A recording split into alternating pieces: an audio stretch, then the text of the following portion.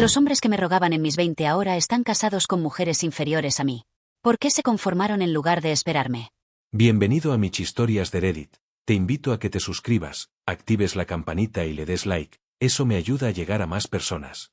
Nunca pensé que escribiría esto. Nunca pensé que sería yo la que terminaría aquí, a las 3 de la mañana, con una copa de vino vacía y el celular lleno de conversaciones que no llegaron a ningún lado. Pero aquí estoy. Y necesito contarle a alguien lo que me pasó, aunque sea desconocidos de internet que probablemente me van a destrozar en los comentarios. Tengo 34 años. Y hace exactamente 3 semanas, mi vida entera se derrumbó. No por una tragedia, no por una enfermedad, no por perder mi trabajo. Se derrumbó por algo mucho peor. Por darme cuenta de que yo misma la había saboteado sin saberlo. Pero déjenme empezar desde el principio. Desde donde todo tenía sentido. Desde cuando yo era la protagonista de mi propia película y el mundo era mi escenario. Mis 20s fueron gloriosos. Y no lo digo con arrogancia, lo digo como un hecho. Mientras mis amigas se casaban a los 25 y empezaban a tener hijos a los 27, yo estaba viviendo. Realmente viviendo. Viajé por Europa con una mochila y 300 euros en el bolsillo. Dormí en hostales donde conocí gente de 20 países diferentes. Tuve un romance de verano en Barcelona con un fotógrafo italiano que me enseñó que el amor no necesita palabras cuando los cuerpos hablan. Bailé hasta el amanecer en Berlín. Me perdí en las calles de Praga con un poeta checo que me recitaba versos que no entendía pero que me hacían sentir viva. De vuelta en casa, mi vida no era menos emocionante. Salí con músicos, con artistas, con un tipo que creía que invertir en criptomonedas era un sustituto de personalidad. Salí con hombres peligrosos, hombres que me hacían sentir el estómago en la garganta cada vez que me miraban. Hombres que no contestaban los mensajes por 3 días y luego aparecían a medianoche con una botella de vino y una sonrisa que derretía cualquier reclamo. ¿Era sano? Probablemente no. ¿Era emocionante? Absolutamente. Coleccioné historias, no compromisos. Coleccioné momentos, no hipotecas. Y cada vez que alguien me preguntaba cuándo iba a sentar cabeza, yo me reía. Sentar cabeza era para la gente que no sabía vivir. Sentar cabeza era para los cobardes que tenían miedo de estar solos con su propia libertad. Yo no tenía miedo de nada. O eso creía. Durante esos años dorados, hubo otros hombres. Hombres diferentes a los que yo elegía. Hombres que no encajaban en mi narrativa de aventura y pasión, pero que estaban ahí, en los márgenes de mi vida, esperando. Los conocí en la universidad. Eran los chicos buenos. Los confiables. Los que siempre estaban disponibles cuando necesitabas ayuda con un trabajo, cuando necesitabas que alguien te llevara al aeropuerto a las 5 de la mañana, cuando necesitabas un hombro para llorar después de que el músico de turno te rompiera el corazón. Andrés era uno de ellos. El más devoto de todos. Andrés era el tipo de chico que recordaba cómo te gustaba el café. Que aparecía con sopa casera cuando estabas enferma. Que te escuchaba hablar durante horas sobre el idiota que te había hecho llorar y nunca, jamás, decía te lo dije. Andrés me miraba como si yo fuera la luna y las estrellas y todo lo que había en medio. Y yo lo sabía. Por supuesto que lo sabía. Recuerdo una noche, después de una fiesta de la universidad, cuando me acompañó a casa caminando aunque vivía en la dirección opuesta. Eran las 3 de la mañana y hacía frío, y él se quitó su chaqueta para ponérmela sobre los hombros aunque estaba temblando. Me contó sobre sus sueños de ser arquitecto, de diseñar edificios que cambiaran la vida de las personas. Sus ojos brillaban cuando hablaba del futuro. Yo lo escuchaba, pero mi mente estaba en otro lado. Estaba pensando en Diego, el baterista de una banda local que me había mirado desde el escenario esa noche como si quisiera devorarme. Cuando llegamos a mi puerta, Andrés me miró con esa expresión de cachorro esperanzado que yo conocía tan bien. ¿Te gustaría cenar conmigo este viernes?, me preguntó. Conozco un restaurante italiano que te encantaría. Lo miré. Era guapo, de una manera limpia y ordenada. Tenía una sonrisa amable y ojos honestos. Cualquier chica sensata habría dicho que sí. Pero yo no era sensata. Yo era joven y estúpida y estaba convencida de que la vida era demasiado corta para lo predecible. Ay, Andrés, le dije, con esa voz condescendiente que ahora me da vergüenza recordar. Eres un amor. Pero no te veo de esa manera. Eres como un hermano para mí. Vi cómo la luz se apagaba en sus ojos. Vi cómo tragaba saliva y forzaba una sonrisa. Claro, dijo. Lo entiendo. Buenas noches. Y se fue caminando en la oscuridad, con las manos en los bolsillos y los hombros caídos. No pensé en él por el resto de la semana. Estaba demasiado ocupada con Diego, que resultó ser exactamente lo que esperaba. Fuego artificial que quema y desaparece. 3 semanas después, Diego me dejó por la vocalista de otra banda y yo lloré en el hombro de Andrés mientras él me decía que todo iba a estar bien. Ese fue el patrón durante años. También estaba Gabriel. El intelectual. Gabriel era diferente a Andrés. No era tan obvio en su adoración, pero estaba ahí. Era el tipo de chico que siempre tenía un libro en la mano, que podía debatir sobre filosofía a las 3 de la mañana, que me desafiaba intelectualmente de maneras que nadie más podía. Una vez, después de una fiesta donde yo había bebido demasiado y había terminado llorando en el balcón por algún hombre que ya ni recuerdo, Gabriel se sentó a mi lado y me dijo algo que se me quedó grabado. Eres mi musa caótica, me dijo, mirando las estrellas. Eres como una tormenta. Destructiva y hermosa. Imposible de ignorar. En ese momento pensé que era un cumplido. Ahora me pregunto si era una advertencia. Gabriel me invitó a salir al menos 4 veces durante la universidad. Siempre tenía excusas elaboradas. Una exposición de arte que me encantaría, un concierto de un compositor que había mencionado una vez, una lectura de poesía en un café escondido. Siempre decía que no. Siempre tenía algo mejor que hacer, alguien más emocionante que ver. La última vez que me invitó, fue directo. Me gustas, me dijo, sin rodeos. Me gustas mucho. Y creo que podríamos ser increíbles juntos si me dieras una oportunidad. Lo miré con una mezcla de ternura y pena. Pena por él, por supuesto. Por no entender cómo funcionaba el mundo. Gabriel, le dije, eres brillante. De verdad. Pero no hay chispa. No siento mariposas. Y sin mariposas, ¿qué sentido tiene? Él asintió lentamente, como si estuviera procesando una ecuación compleja. Las mariposas mueren en semanas, dijo finalmente. El fuego que buscas te va a quemar. Me reí. Pensé que estaba siendo dramático. Prefiero quemarme a congelarme, le respondí. No volvió a invitarme a salir después de eso. Y luego estaba Daniel. Daniel era diferente a todos los demás. No era un admirador silencioso. No me miraba con adoración desde las sombras. Daniel era mi igual en todo sentido. Era aventurero, carismático, magnético. Tenía esa energía de persona que ha vivido 1000 vidas, aunque solo tenía 23 años cuando lo conocí. Hablaba de viajar por el mundo como si fuera algo que simplemente se hace, no un sueño lejano. Tenía opiniones fuertes sobre todo y no tenía miedo de defenderlas. Entre nosotros había tensión. No la tensión incómoda de un amor no correspondido, sino la tensión eléctrica de 2 personas que se reconocen como iguales. Coqueteábamos constantemente. Nos besamos una vez, en una fiesta, un beso que duró una eternidad y que nunca mencionamos después. Nunca definimos lo que éramos. Nunca tuvimos la conversación. Ambos éramos demasiado salvajes, demasiado centrados en nuestras propias aventuras como para detenernos y construir algo juntos. Una noche, borrachos en el techo de un edificio, mirando la ciudad, tuvimos una conversación que recuerdo palabra por palabra. ¿Crees en el matrimonio?, le pregunté. Se rió con amargura. El matrimonio es una jaula para el alma, dijo. Es donde la gente va a morir lentamente. Prefiero vivir 1000 vidas cortas que una larga y aburrida. Exactamente, le dije. Exactamente. Chocamos las botellas como si estuviéramos sellando un pacto. Después de la universidad, Daniel se fue a recorrer Asia. Yo me quedé, pero seguí mi propia versión de libertad. Nos escribíamos ocasionalmente, mensajes esporádicos desde diferentes partes del mundo. Siempre asumí que algún día, cuando ambos estuviéramos listos, nuestros caminos se cruzarían de nuevo. Siempre asumí que el tiempo estaba de mi lado. Los años pasaron. Los 20 se convirtieron en 30. El cambio no fue repentino. Fue gradual, como una marea que sube tan lentamente que no te das cuenta hasta que el agua te llega al cuello. A los 30, todavía me sentía invencible. Todavía salía, todavía viajaba, todavía coleccionaba historias. Pero algo había cambiado en el ambiente. Mis amigas ya no podían salir los viernes porque tenían que despertar temprano con los niños. Las fiestas se convirtieron en cenas tranquilas. Los festivales de música se convirtieron en reuniones de cumpleaños infantiles. Y los hombres cambiaron. A los 25, los hombres de mi edad todavía estaban jugando. Todavía querían aventura y emoción. Pero a los 30, los hombres de mi edad querían algo diferente. Querían estabilidad. Querían compromiso. Querían las cosas que yo había despreciado durante una década. Y los que no querían esas cosas. Bueno, había una razón por la que no las querían. Las aplicaciones de citas se convirtieron en mi nuevo territorio de caza.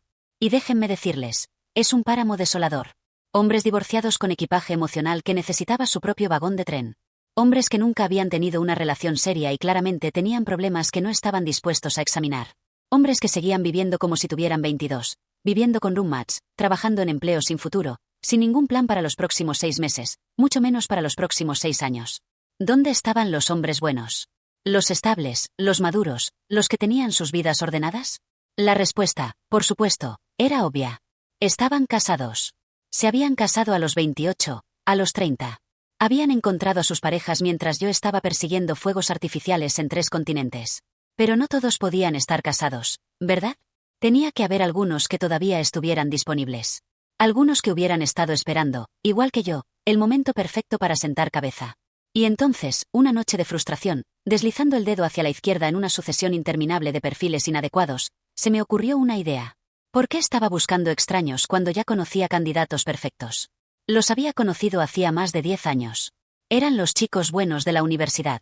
Los que me habían adorado. Los que yo había rechazado porque eran aburridos, predecibles, seguros. Pero seguro era exactamente lo que ahora quería. Cerré la aplicación de citas y abrí otra ventana. Era hora de cobrar mi póliza de seguros. Encontrar a Andrés en redes sociales fue cuestión de segundos. Su perfil era público, un escaparate de todo lo que yo había rechazado una década atrás. Fotos de senderismo en montañas impresionantes. Un golden retriever adorable llamado Canela. Publicaciones sobre proyectos de su firma de arquitectura. Tenía su propio estudio. Se había convertido exactamente en lo que había soñado aquella noche caminando desde la fiesta. Revisé sus fotos con cuidado forense. 2 años hacia atrás, 3 años, 4. Ni rastro de una pareja. Ninguna foto con la misma mujer repetida. Ningún comentario romántico. Ninguna señal de que hubiera alguien en su vida. El camino estaba libre. Sentí una emoción que no había sentido en mucho tiempo. Era como descubrir que tenías un billete de lotería olvidado en un cajón y darte cuenta de que los números coincidían. Redacté el mensaje con cuidado. Tenía que sonar casual, como si me acabara de acordar de él por arte de magia. Nada desesperado, nada obvio. Hola Andrés. No sé por qué, pero tu nombre apareció en mi cabeza hoy. Espero que la vida te esté tratando increíblemente bien. Presioné enviar y sentí una oleada de poder. Estaba moviendo las piezas en un tablero que yo misma había creado hace años. La respuesta tardó 4 horas. 4 horas. El Andrés que yo recordaba habría respondido en 30 segundos. Habría dejado caer lo que fuera que estaba haciendo para contestarme. Pero cuando finalmente llegó el mensaje, fue peor que la espera. Hola, qué sorpresa. Todo bien por aquí. Gracias. Mucho trabajo, pero no me quejo. Espero que tú también estés bien. Lo leí 3 veces intentando encontrar el subtexto. ¿Dónde estaban los emojis? ¿Dónde estaba el entusiasmo? ¿Dónde estaban las preguntas sobre mi vida? Era el tipo de mensaje que le envías a un antiguo compañero de trabajo cuyo nombre apenas recuerdas. Pero rápidamente lo reorganicé en mi cabeza. Tenía sentido. Lo había herido en el pasado. Era lógico que se protegiera, que no quisiera parecer demasiado ansioso. No iba a darme el placer de saber que todavía le importaba. Era un desafío. Y yo siempre había amado los desafíos. Respondí con más calidez, ignorando su tono distante. Me alegro mucho de oír eso, Andrés. Te lo mereces. Oye, sé que esto es de la nada, pero me encantaría que nos pusiéramos al día con un café si tienes tiempo. Sin compromisos, solo para recordar viejos tiempos.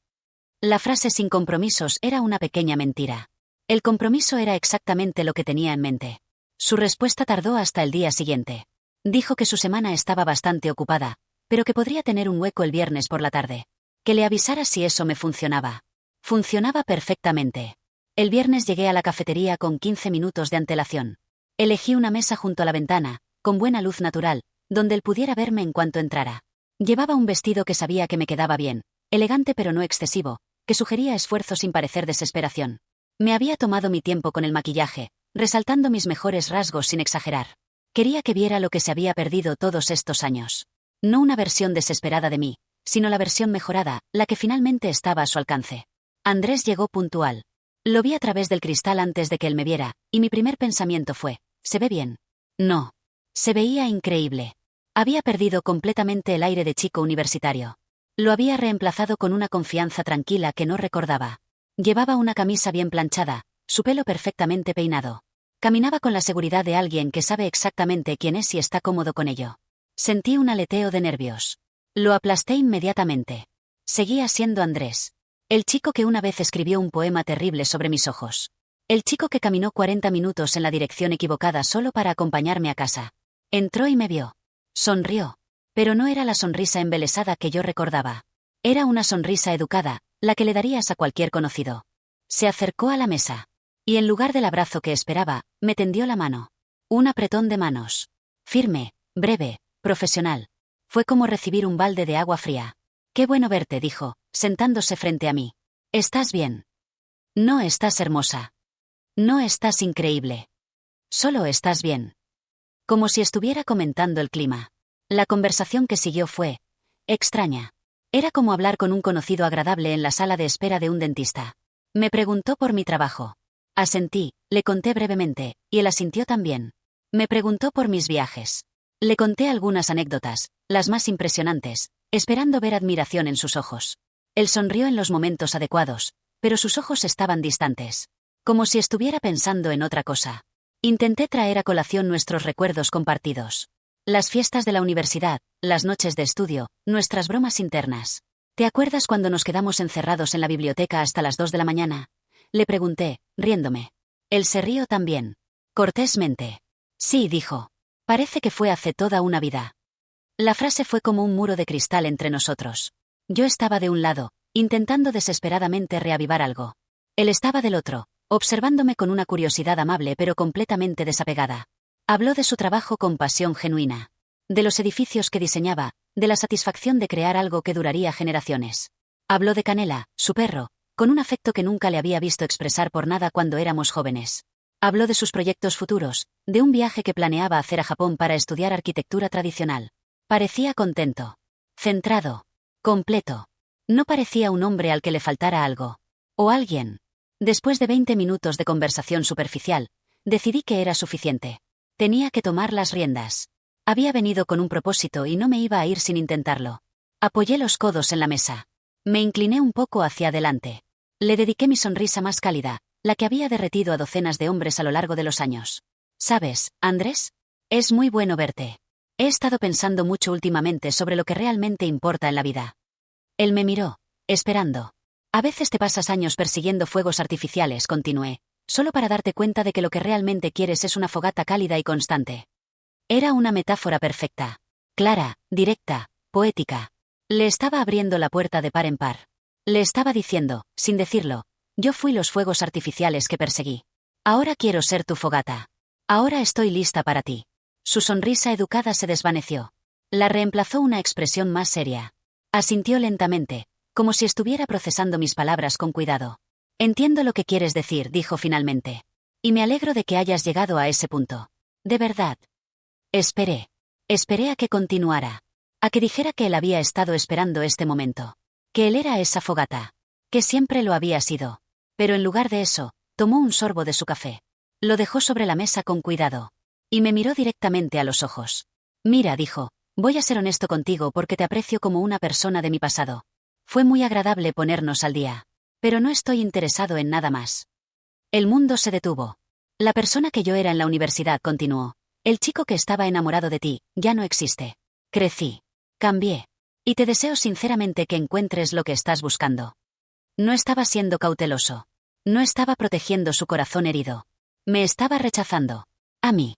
El chico que una vez habría caminado sobre carbones ardientes por mí me estaba diciendo, con la calma de un extraño, que no estaba interesado. Sentí que el suelo desaparecía bajo mis pies. La confianza que había sentido se evaporó, reemplazada por un frío que me llegó hasta los huesos. Balbuceé algo. No recuerdo qué exactamente.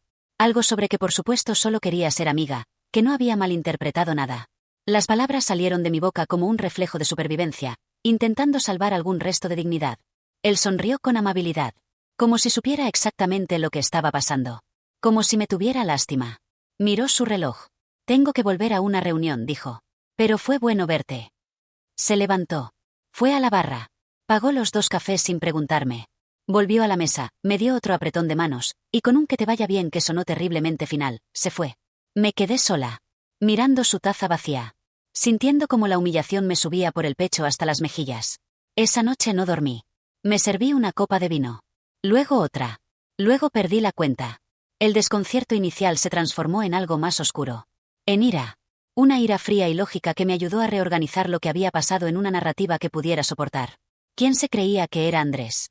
Rechazarme a mí, después de años de suspirar en silencio. Era una insolencia. Una falta de respeto. Claramente yo lo había herido tanto en el pasado que ahora estaba dañado, incapaz de reconocer una buena oportunidad cuando la tenía delante. Su rechazo no era un reflejo de mi valor. Era un síntoma de su propio trauma no resuelto. Él era el problema. No yo. Pero necesitaba probar mi teoría. Andrés era un caso aislado. Un hombre resentido que prefería aferrarse a su dolor antes que perdonar y avanzar hacia la felicidad que le estaba ofreciendo. No todos podían ser así. Tenía otros candidatos en mi lista. Era hora de contactar a Gabriel.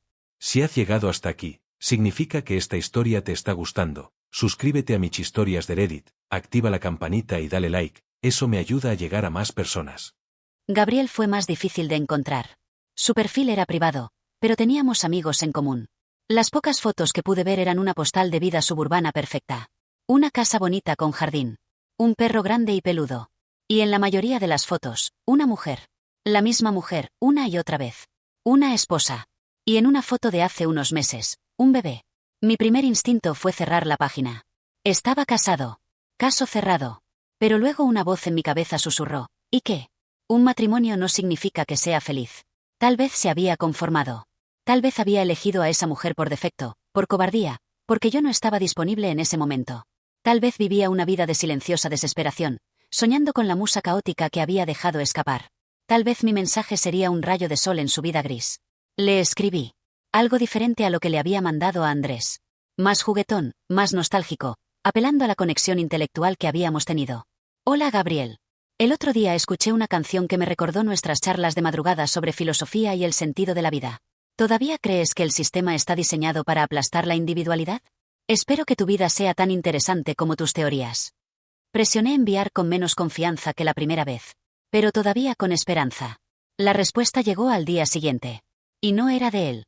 El nombre en el perfil era el de Gabriel, pero el mensaje venía de otra persona. La foto de perfil había cambiado desde que lo había visto el día anterior. Ahora era una foto familiar, Gabriel, su esposa, y el bebé. Los tres sonriendo a la cámara. Una declaración. El mensaje era corto. Y brutal. Soy Valeria, la esposa de Gabriel. Él me mostró tu mensaje. Apreciamos que pienses en él, pero nuestra vida es muy feliz e interesante. Gracias. No vuelvas a escribirle. Me quedé mirando las palabras durante mucho tiempo. No vuelvas a escribirle. La hostilidad era tan abierta, tan innecesaria. ¿Qué había hecho yo de malo? Solo había enviado un saludo amistoso. Solo estaba reconectando con un viejo amigo. Pero sabía exactamente por qué había reaccionado así. Estaba aterrorizada. Aterrorizada de que una mujer como yo pudiera volver a la vida de su marido.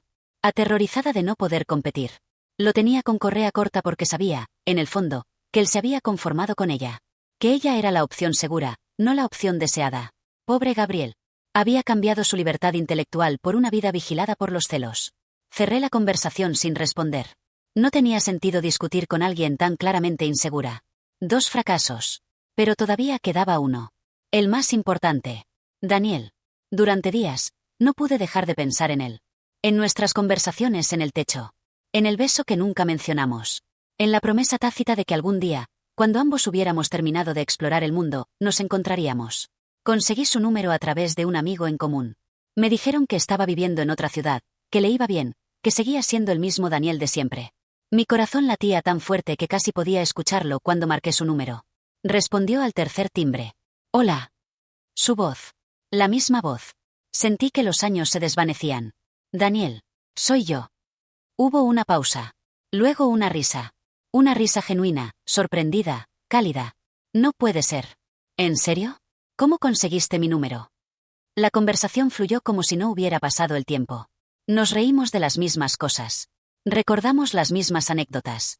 Me contó sobre sus años en Asia, sobre el negocio de importación que había montado, sobre las aventuras que había vivido. Era el mismo Daniel, pero diferente. Más asentado. Más centrado. La energía salvaje seguía ahí, pero estaba canalizada. Hablamos durante 1 hora. Fue la mejor conversación que había tenido en años. Cuando sentí que el momento era correcto, me lancé. Oye, le dije, intentando sonar casual, voy a estar en tu ciudad la próxima semana por trabajo. ¿Te gustaría que cenáramos? Sería increíble verte en persona después de tantos años. Silencio. No el silencio de alguien que está pensando en su agenda. El silencio de alguien que está eligiendo sus palabras con cuidado. Me encantaría, dijo finalmente. Pero, tiene que ser como amigos. Claro, respondí, sintiendo un nudo en el estómago. ¿Por qué no sería como amigos? Otra pausa. Estoy comprometido. Nos casamos en abril. La palabra cayó como una bomba. Comprometido. Daniel. El hombre que había dicho que el matrimonio era una jaula para el alma. El hombre que prefería 1000 vidas cortas a una larga y aburrida. Ese Daniel estaba comprometido. ¡Guau!, logré decir. Felicidades. Eso es increíble. Mi voz sonaba hueca incluso para mis propios oídos. Gracias, dijo, y pude escuchar la sonrisa en su voz. Una sonrisa real. Se llama Carolina. Es abogada de derechos humanos. La conocí mientras hacía voluntariado en Tailandia. Estaba ayudando a refugiados en la frontera y ella estaba ahí coordinando asistencia legal. Por supuesto. Por supuesto que era abogada de derechos humanos. Por supuesto que la había conocido salvando al mundo. Suena como alguien especial, dije, cada palabra costándome un esfuerzo enorme. Lo es, respondió. Me cambió la vida. Me hizo querer ser mejor persona. Me calmó, ¿sabes? Toda esa energía que antes gastaba corriendo de un lado a otro, ahora la pongo en construir algo real. Algo que dure. Algo que dure. Daniel hablando de cosas que duran. El apocalipsis debía estar cerca. Me alegro mucho por ti, mentí. De verdad. Gracias. Oye, si vienes a la ciudad, avísame igual. A Carolina le encantaría conocerte. Siempre le cuento historias de la universidad. Le cuenta historias de la universidad. Yo era una historia. Una anécdota del pasado que compartía con su prometida mientras cenaban en su casa perfecta. Terminé la llamada con frases vacías de felicitación. Prometí que lo llamaría cuando estuviera en la ciudad, sabiendo que nunca lo haría. Colgué y me quedé mirando el teléfono durante mucho tiempo. Daniel. El último. El que se suponía que era mi igual. El que se suponía que entendía que la libertad era más valiosa que las cadenas del compromiso. Domesticado. Como todos los demás. Esa noche lloré. No de tristeza, me dije. De rabia. Rabia contra un universo injusto. Rabia contra un sistema que me había mentido. Me habían dicho que podía tenerlo todo.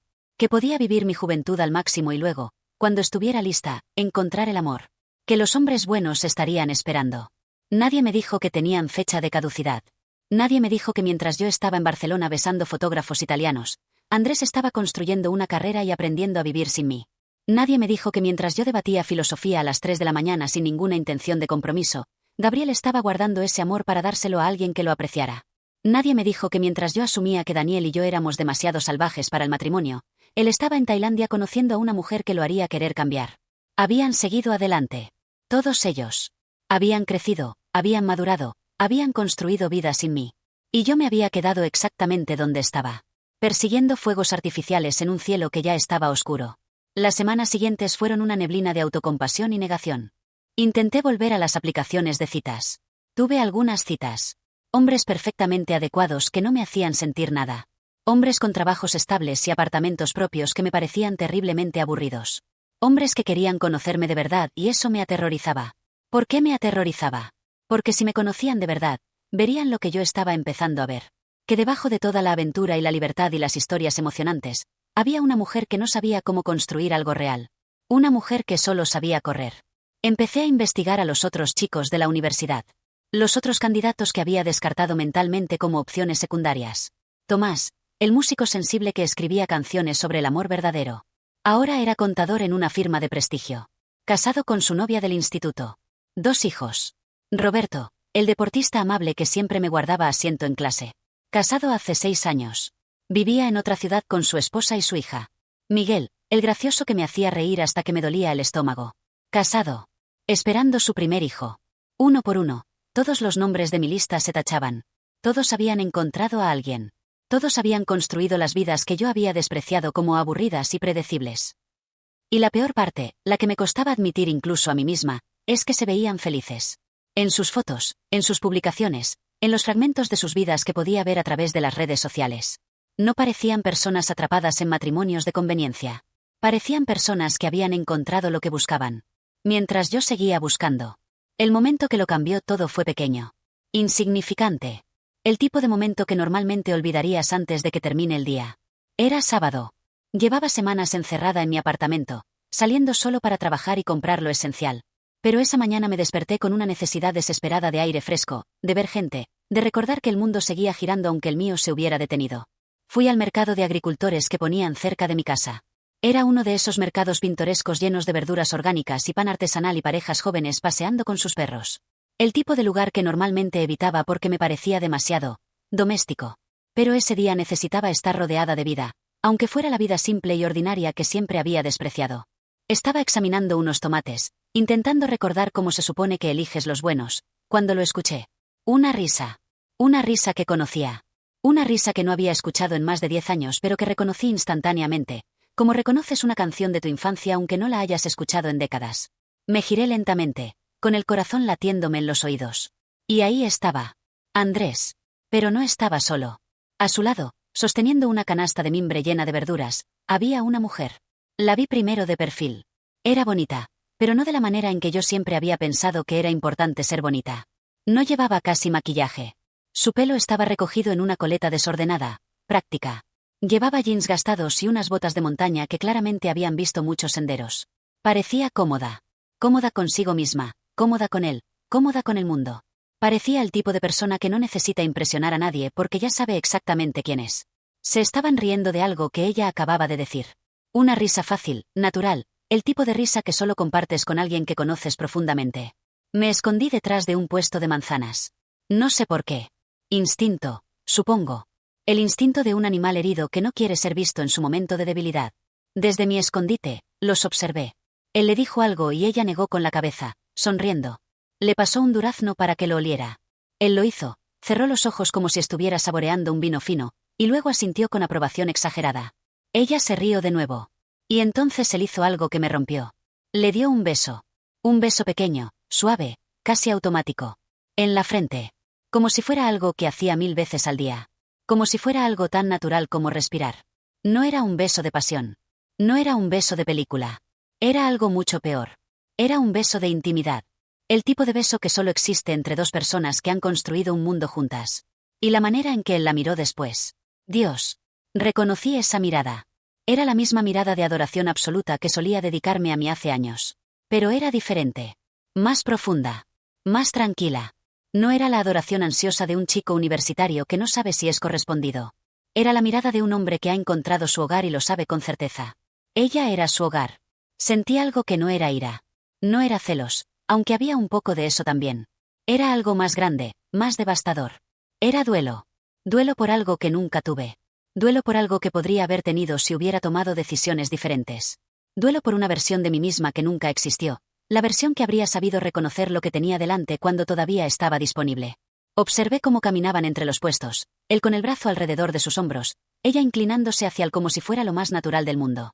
Canela, el golden retriever de las fotos, trotaba feliz a su lado. Eran una postal. Una imagen de todo lo que yo había despreciado. Y se veían completamente, absolutamente felices. Me di la vuelta y me fui antes de que pudieran verme. Caminé a casa con las manos vacías y los ojos llenos de lágrimas. Esa noche, sola en mi apartamento, finalmente dejé de mentirme. Durante semanas había construido narrativas elaboradas para explicar lo que estaba pasando. Los hombres estaban traumatizados. Las otras mujeres eran manipuladoras. El sistema estaba en mi contra. Yo era demasiado especial, demasiado valiosa, demasiado única para el mundo mediocre que me rodeaba. Pero ya no podía sostener esas mentiras. La verdad era más simple. Y más devastadora.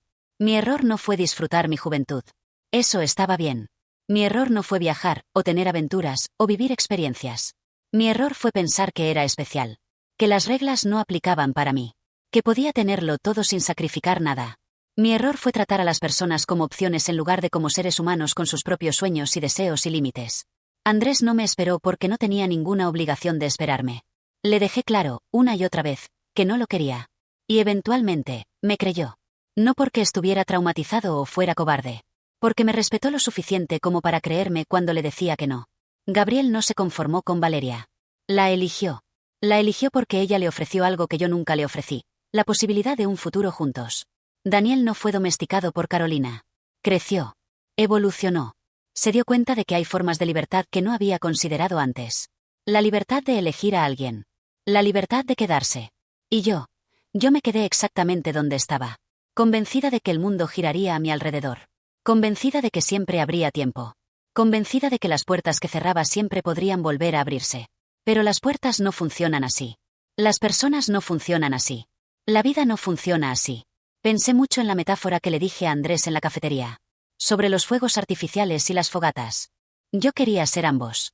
Quería ser el fuego artificial emocionante en mis 20s y luego transformarme en una fogata cálida en mis 30s. Quería que él me esperara mientras yo explotaba en colores brillantes en el cielo, para luego aterrizar suavemente a su lado cuando estuviera lista. Pero no funciona así. Los fuegos artificiales son hermosos. Pero son efímeros.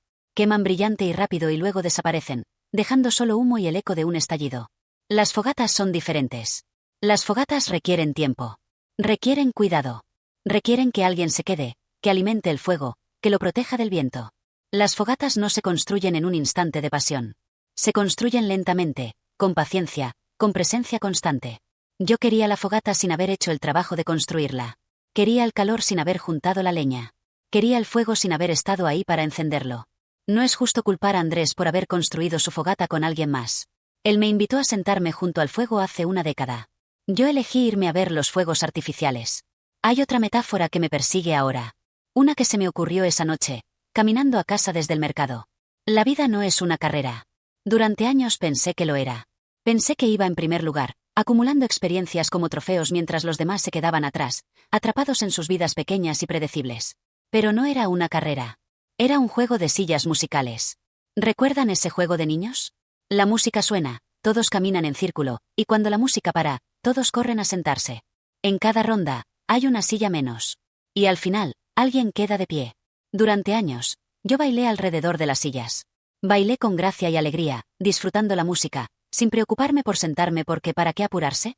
Había muchas sillas. Había mucho tiempo. La música seguiría sonando para siempre. Y mientras yo bailaba, una por una, las sillas se fueron ocupando. Andrés se sentó. Gabriel se sentó. Daniel se sentó. Tomás, Roberto, Miguel. Todos encontraron su silla. Y entonces la música paró. Y yo fui la única que quedó de pie. Miré a mi alrededor buscando una silla vacía, pero no quedaba ninguna. Todos los asientos estaban ocupados por personas que habían entendido el juego mejor que yo. No sé cómo terminar esta historia. Me gustaría decirles que tuve una epifanía mágica y que ahora todo está bien. Que encontré paz interior, o que conocí a alguien nuevo, o que al menos aprendí a estar sola con dignidad. Pero la verdad es que todavía estoy procesando. Todavía hay noches en que la ira vuelve, en que quiero culpar a todos menos a mí misma. Todavía hay momentos en que pienso que el universo es injusto, que me mintieron, que merezco más. Pero esos momentos son cada vez menos frecuentes. Lo que queda, cuando la ira se va, es algo más complicado. Es la comprensión de que las decisiones tienen consecuencias. Que la libertad de elegir incluye la libertad de elegir mal. Que el tiempo no espera a nadie, ni siquiera a mí. Hace unos días, por primera vez en semanas, hablé con mi hermana menor sobre todo esto. Ella tiene 28 años. Lleva 4 años con el mismo novio. Hace un año me dijo que estaba pensando en comprometerse y yo me reí. Le dije que no se apurara, que tenía toda la vida por delante, que debía vivir un poco antes de atarse. Esta vez le dije algo diferente. Le dije que si era feliz con él, si la hacía sentir en casa, si podía imaginarse construyendo algo real a su lado, que no lo dejara ir. Que no asumiera que siempre estaría disponible. Que la vida es más corta y más impredecible de lo que pensamos. Me miró sorprendida. ¿Estás bien?, me preguntó. No supe qué responder. El salón está en silencio ahora.